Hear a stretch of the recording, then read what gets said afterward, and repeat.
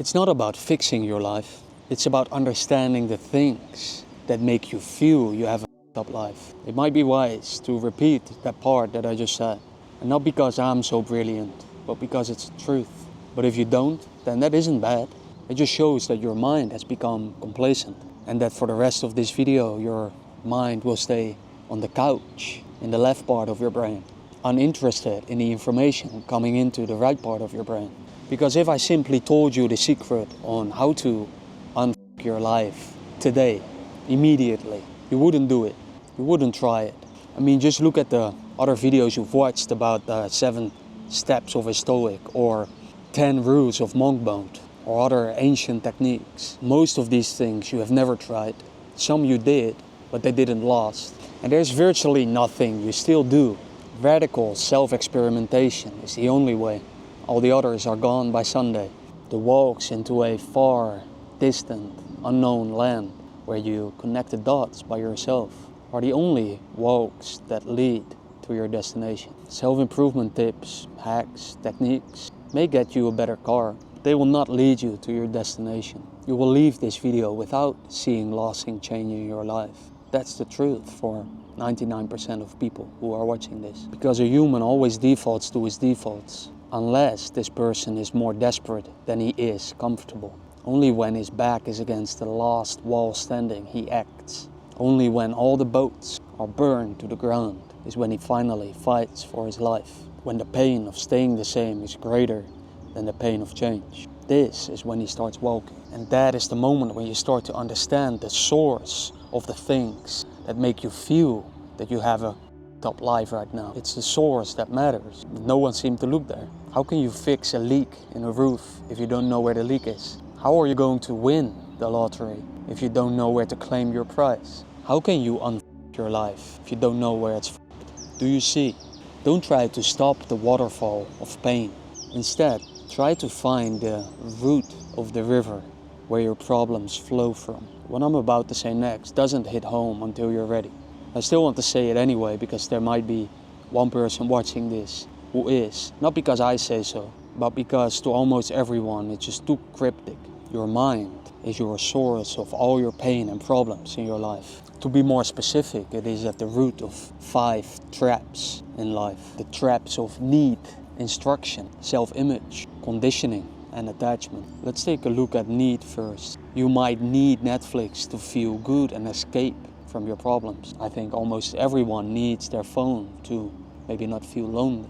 I need my gym to feel healthy. Once again, don't believe me, just take them away and see how you feel. We even need people who walk by to smile back at us. So much need in our lives. 99% of people are imprisoned in this invisible cage of need, and the 1% who has realized may find a way out. And this leads me to instructions. Instructions don't work. You learn to drink by yourself. You learn to walk by yourself. You learn to eat by yourself. And except for IKEA furniture, everything worthwhile in life is self-taught.